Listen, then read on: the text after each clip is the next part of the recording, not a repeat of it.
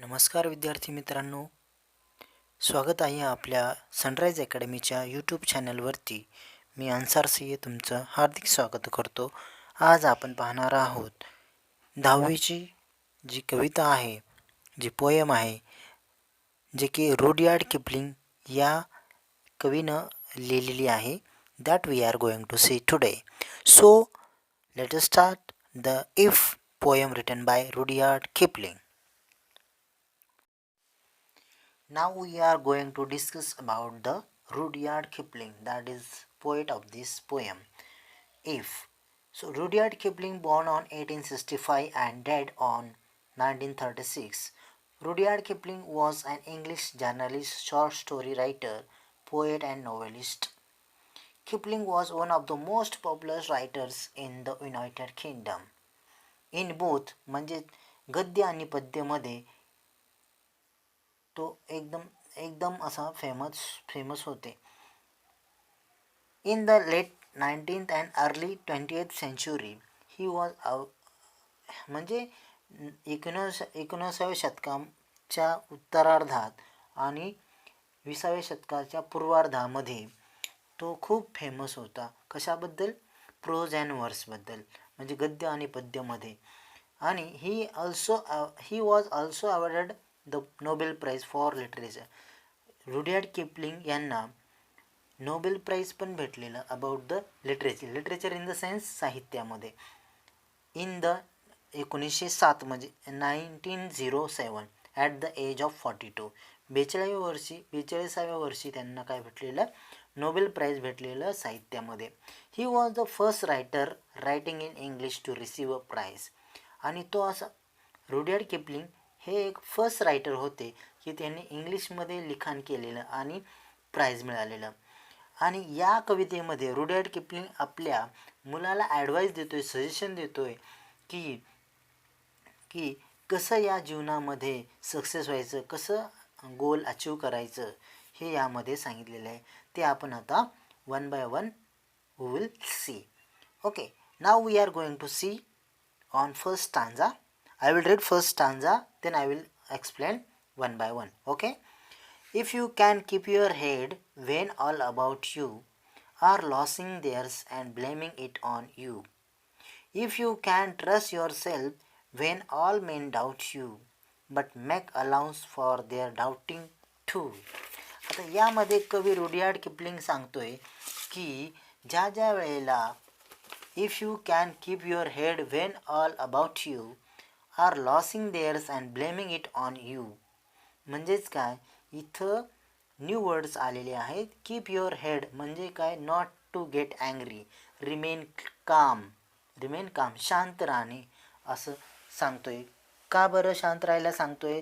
If you can keep your head when all about you are losing theirs and blaming it on you. म्हणजेच काय की to be good human being and to succeed in life, we should keep calm when other people around us are losing their cool. We should not lose our temperament even if others are blaming us for their fault. मला या first 2 लाईनमध्ये सांगत आहे. If you can trust yourself when all men doubt you but make allowance for their doubting too. आता यामध्ये सांगितलं आहे की when we should have the faith in our self. जरी आपल्यावरती विश्वास असला तरीही, even when others doubt us, तरीही दुसरे काय करत असतात, आपल्यावरती डाऊट घेत असतात, आपल्याला ब्लेम करत असतात. But after that we should give some importance to their doubt too and try to find out what may be the reason for their suspicion. After all, to error is human. म्हणजेच काय की मनुष्य हा प्राणी चुकीचा पुतळा आहे, चुकीचा होत असते. No one is a perfect in this. वाट पाहत असतो आणि त्यावेळेला तू काय कर की we should not get tired by waiting, असं रुडयार्ड किपलिंग आपल्या मुलाला सांगत आहे. If you can wait and not to be tired by waiting, we should work hard and wait for the result patiently. We should not get tired by waiting. आता तुम्हाला तर माहिती आहे की कॉम्पिटेटिव्ह एक्झाम आणि बऱ्याचशा अशा एक्झाम आहेत की त्यांचा रिझल्ट हा खूप खूप लांबणीवर पडत असतो. आणि कवी आपल्या मुलाला सजेशन देतो आहे की ज्या ज्या वेळेला तू खूप असे मेहनत केलेली असते आणि तुम्ही त्या रिझल्ट येण्यासाठी जे तुम्ही अधीर होत असता, त्यावेळेला तुम्ही त्या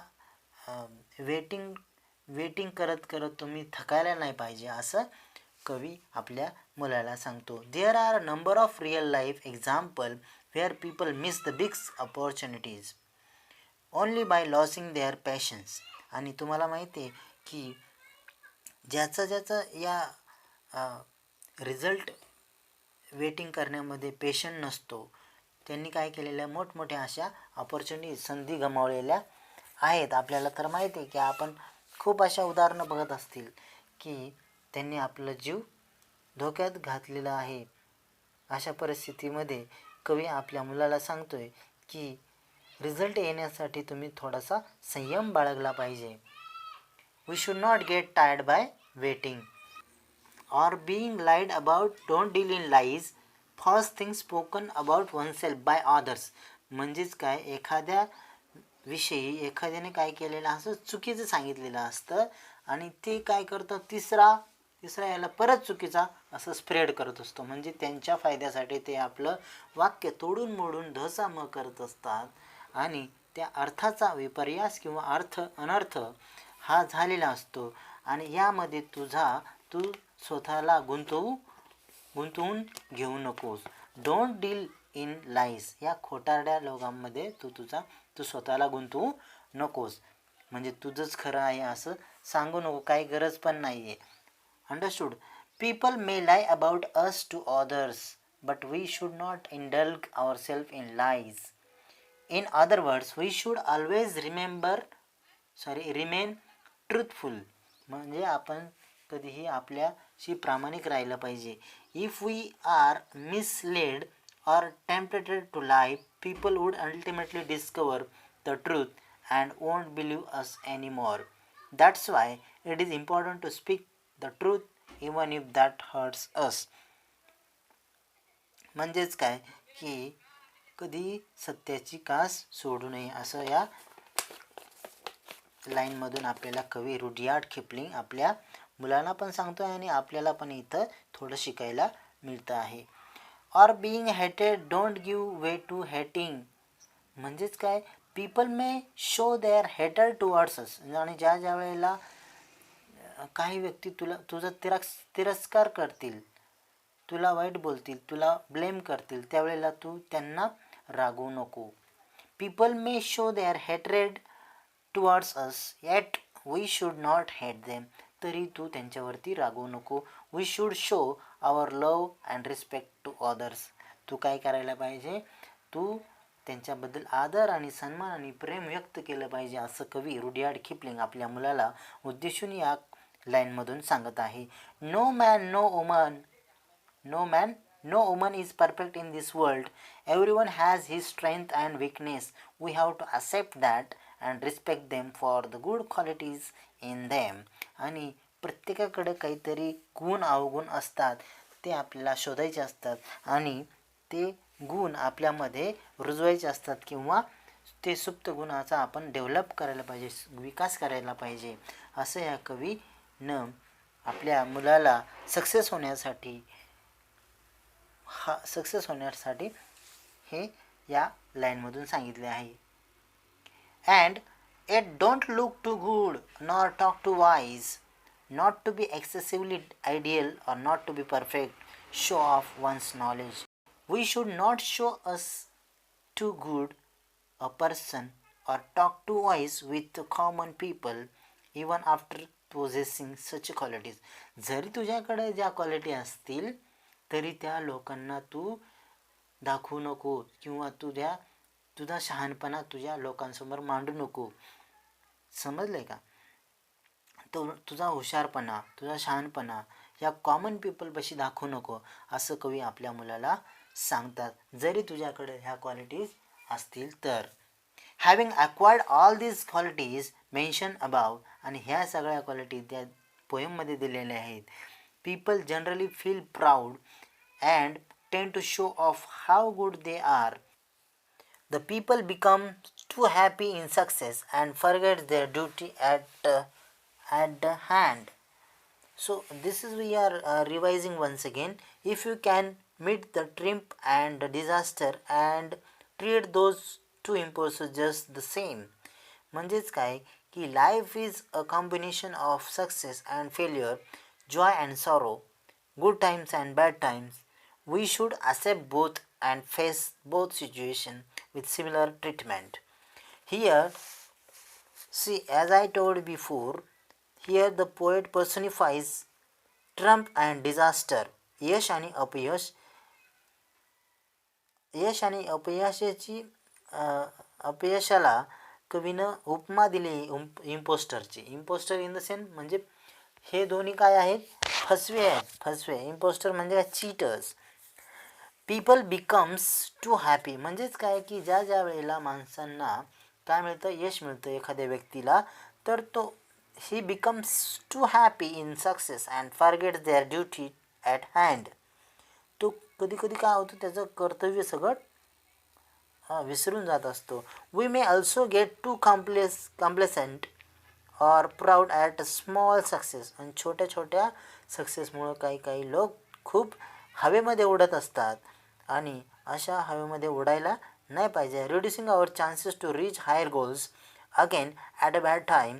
if we are too grieved we may lose our faith and confidence. In both cases, our regular course of work is hampered.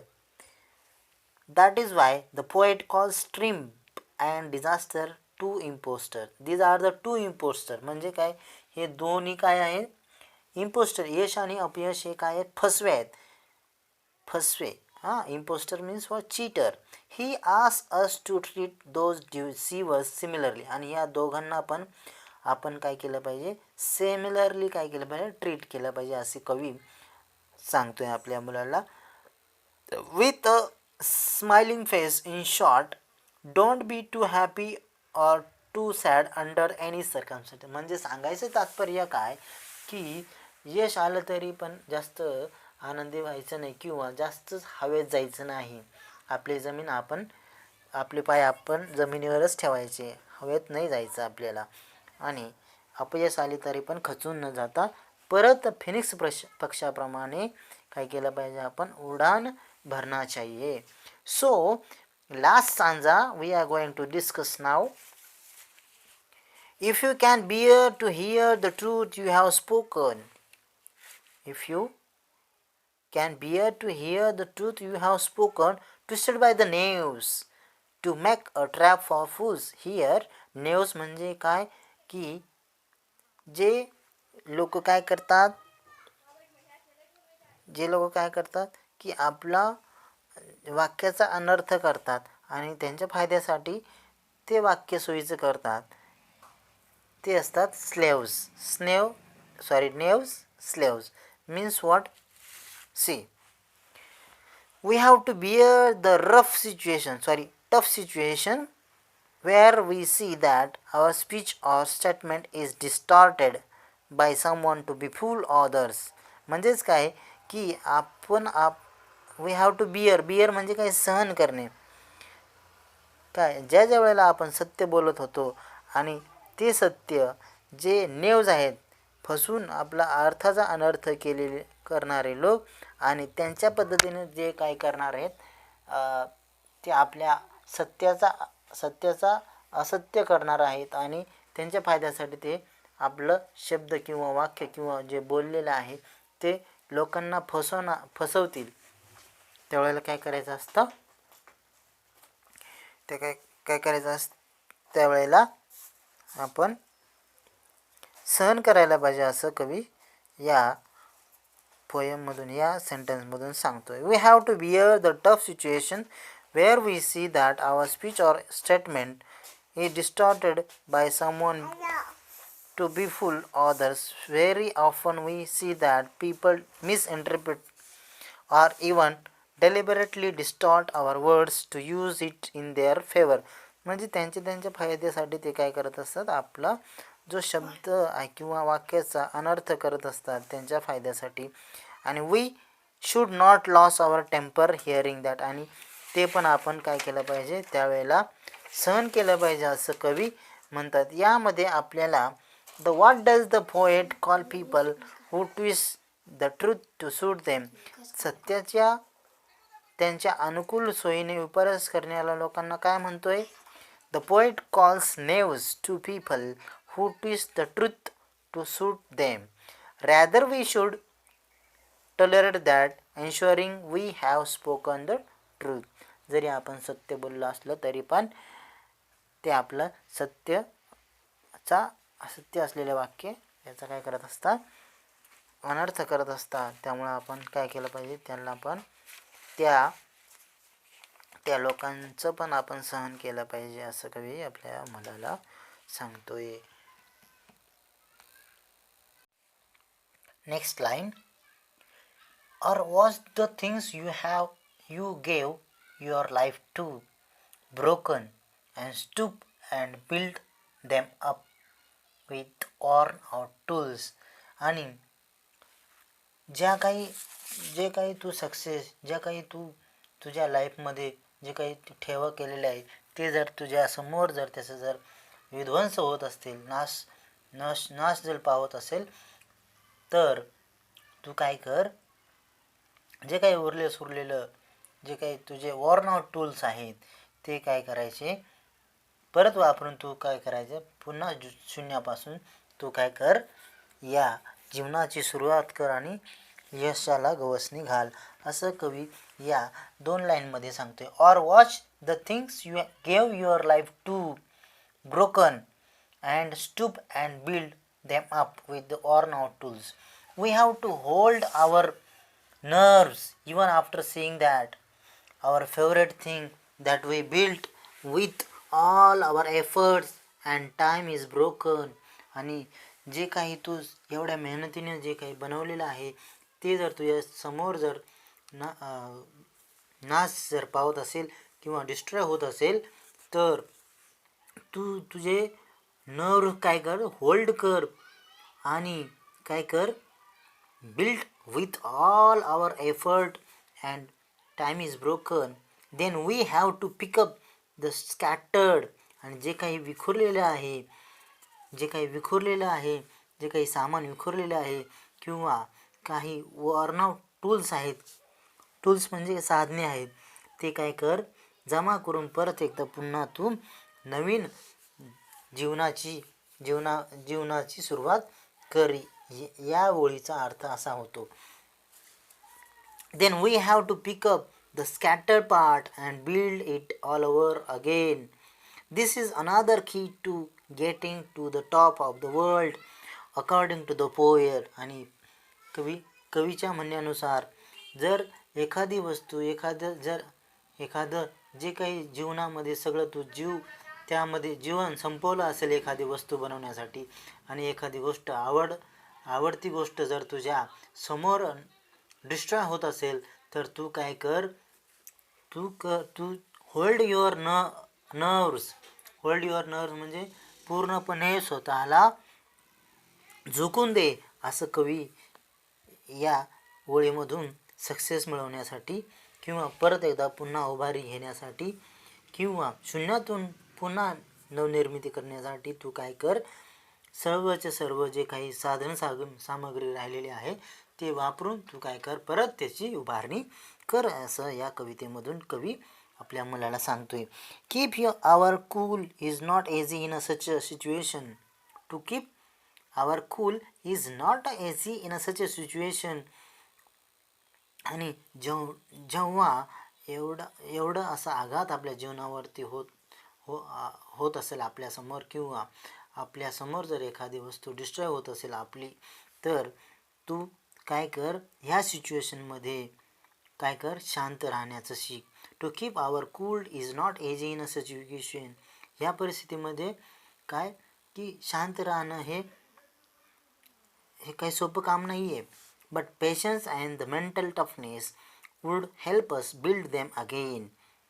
Indeed, there is a story about Newton that papers containing his theories were destroyed in fire and he wrote them again from the beginning. आणि तुम्हाला माहिती आहे की एक न्यूटनची story आहे. एका रात्री काय होतं की जे काही न्यूटनची थेअरी, त्या प्रयोगाची थेअरी असते, थेअरीज आहे, ती काय झालेली, आग लागून जळून खाक झालेली. त्या दिवशी न्यूटननं काय केलेलं, ते पुस्तक, ते काय जेवढे काय त्याचे पुस्तक जळाले होते तेवढे त्यांनी परत लिहून काढलेले. तशा पद्धतीने तू काय कर, शून्यापासून सुरुवात त्याची तू करायला पाहिजे. इथं figure of speech we have mention in this line. Alliteration with worn out tools and metaphor is there, and stoop and rebuild them up with worn out tools. Okay, now in a third stanza, if you can talk with crowds and keep your virtue, or walk with the kings, nor lose the common touch, here keep your virtue म्हणजे काय, की तुझे जे काही गुण आहेत किंवा संस्कार आहेत. व्हर्च्यू म्हणजे काय, की तुझे जे काही मोरल्स आहेत, तत्व आहेत, ते तू काय कर, सोडू नको. तत्व तू सोडू नको किंवा तुझा जे काही तुझ्यातले गुण आहेत ते सोडू नको. कधी, when we should stay in touch with people from every class of the society. We should be able to talk with common mass without losing our virtue or moral values. Again, we should be able to walk with kings without going beyond the reach of the common people. म्हणजेच काय, की आपण जीवनामध्ये जगत असताना सर्व प्रकारच्या लोकांमध्ये मिळून मिसळून राहायला पाहिजे किंवा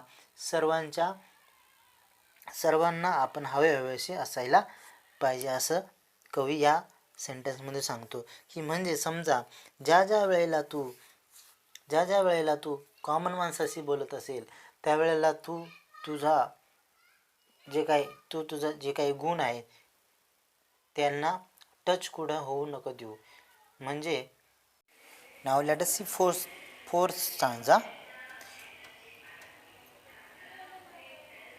If you can talk with the crowds and keep your virtue, or walk with kings, nor lose the common touch, here keep one's goodness or morals under any condition. We should stay in touch with the people from every class of the society. We should be able to talk with common mass without losing our virtue or moral values. Again, we should be able to walk with kings without going beyond the reach of the common people. The common touch would help us realize the reality and feel the needs of the society. On the other hand, the noble touch would give us the power and the opportunity to reach higher goals. And see here what Rudyard Kipling is telling to his child और सन. ज्या वेळेला तुझ्या जे काही morals आहेत, तुझे morals values आहे, ते तुझ्यामध्ये जर तू टिकवून ठेवले, प्रत्येक वेळी ज्या वेळेला तू फेस करतो सामान्य माणसाला आणि श्रीमंत माणसाला किंवा एखाद्या सेलिब्रिटी माणसाला, तू तुझे मोरल व्हॅल्यू काय कर, कीप कर म्हणजेच काय, की सेव्ह कर तुझे मोरल व्हॅल्यू. ना की समजा आता तुम्ही जर सेलिब्रिटीबरोबर राहत असाल तर तुम्ही सेलिब्रिटीसारखंच राहणे योग्य नाही आहे आणि कॉमन पीपलला कमी लेखणे योग्य नाही आहे. त्यामुळं तुम्हाला जीवनाची रिॲलिटी जेव्हा कळेल, ज्यावेळेला तुम्ही कॉमन पीपलच्या पण जवळ असाल आणि मोठ्या व्यक्तीची किंवा वेल्दी संपत्तीची किंवा एखाद्या ग्रेट माणसाची पर्सनॅलिटी जेव्हा तुम्हाला उपयोग होईल, त्यावेळेला तुम्हाला कशाची गरज असेल किंवा ती भावी पिढीसाठी, भावी संधीसाठी तुम्हाला ती उपयोग होईल त्यांचा. If neither foes nor loving friends can hurt you, if all men count with you but none too much. आणि एखाद्या गोष्टीला जर तुम्ही, एखाद्या माणसाला जर तुम्ही जास्तच भाव देत असाल किंवा तो आपल्याला भाव देत असाल तर यामध्ये तुम्ही काय करायचं असतं, सगळ्यांशी व्यवस्थित राहणं गरजेचं आहे. If neither foes nor loving friends can hurt you, काय की तुम्हाला शत्रूही हर्ट करू शकत नाही आणि तुमचा प्रेमळ मित्रही हर्ट करू शकत नाही जेव्हा तुम्ही सगळ्यांना काय कराल, सगळ्यांना व्यवस्थित राहाल किंवा काउंट कराल, सगळ्यांना हेल्दी रिलेशनशिप तुम्ही मेंटेन ठेवाल, त्यावेळेला तुमच्या इथं पर्सनॅलिटी डेव्हलपमेंट चांगली होईल. If all men count with you but none too much, if you can feel the unforgiving minute, if you can feel the unforgiving minute here time is a precious. काय Rudyard Kipling काय सांगतोय की time is a precious, a minute filled with 60 second. म्हणजेच काय, a minute filled with 60 second time म्हणजे वेळ is here called unforgiving. Unforgiving म्हणजे काय की as it waits for none, म्हणजे काय वेळ ही कुणालाही माफ करत नाही. अनफॉरगिव्हिंग म्हणजे काय, कुणालाही माफ करत नाही आणि जो वेस्ट करतो तिला आपण माफ करत नाही आहे. So use our time properly in a productive work. मग त्यानंतर कवी सांगतोय की yours is a earth and everything that is in it and which is more you will be a man my son. आणि ज्या वेळेला तुझ्या सगळ्या अचिव्हमेंट तुझ्याकडे असेल किंवा सर्व क्वालिटीज ज्या वेळेला तुझ्याकडे असतील त्यावेळेला तू एक परफेक्ट ह्युमन बिंग असशील आणि तू तुझ्या सर्व म्हणजे जे काही जगामध्ये सर्व काही तुझ्या चरणी असेल किंवा तुझ्या हातात असेल सर्व काही आणि सर्व वस्तू तू काय करा, इथं yours is earth and everything that's in it and which is more you will be a man my sun. Rudyard Kipling. Thank you so much. Please like and share.